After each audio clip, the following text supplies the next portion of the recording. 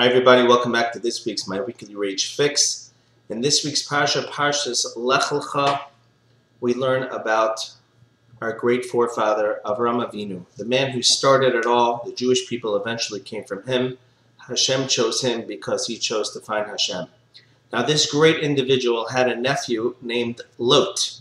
Lot was a good man, he was. And he gleaned and soaked in many of the teachings that he had heard from his uncle, Avram Avinu. And yet eventually it came time for him to part from Avram. And he turned his eyes towards the wicked city of Sodom. And Rashi comments to us and tells us that he said, I have no interest in Avram or any interest in his God. And therefore he went towards Sodom. Now the question should be asked. This person who grew up in Avram's home, he saw how successful he was. He saw how correct his teachings were.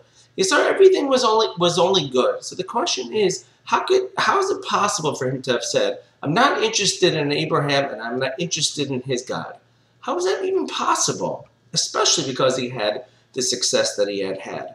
But somebody to have been as learned as he was, and like I said, he certainly had those lessons, how could he think like that? So the answer is that we're learning something very, very important about who we are as people. And each of us has midos and tichunos, which are different attributes of character that lets us know exactly who we are. Which means that Lot was the type of person that he was only went to the right when he had a mainstay and he had a magnet to keep him going to the right.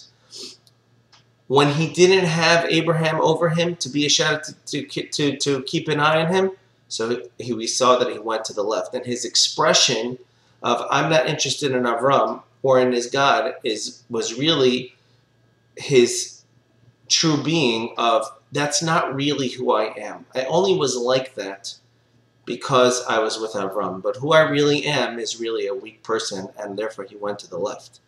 Now, I'm not saying that it's necessary. It is a weakness necessarily. But what we're learning from here is that everybody has to know who they really are. And sometimes the best thing for most people is to always hang around good people. To have a great rabbi like Avram Avinu, like Abraham, our forefather, that's certainly a great person.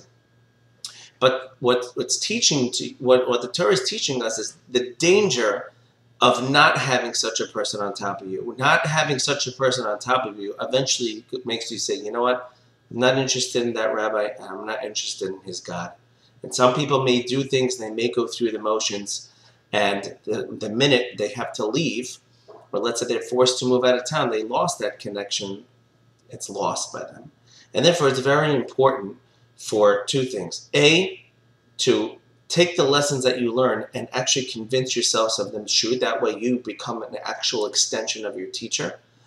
But B, even if you can't, then have as much contact with you can as much as possible.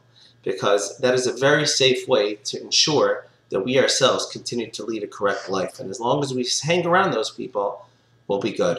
Have a great Shabbos. Anybody who is going to the Mega Shabbaton, wishing you a wonderful Shabbos. Anybody who's not going should certainly have their own wonderful Shabbos wherever they will be. Spread the light of Shabbos, and catch you next week.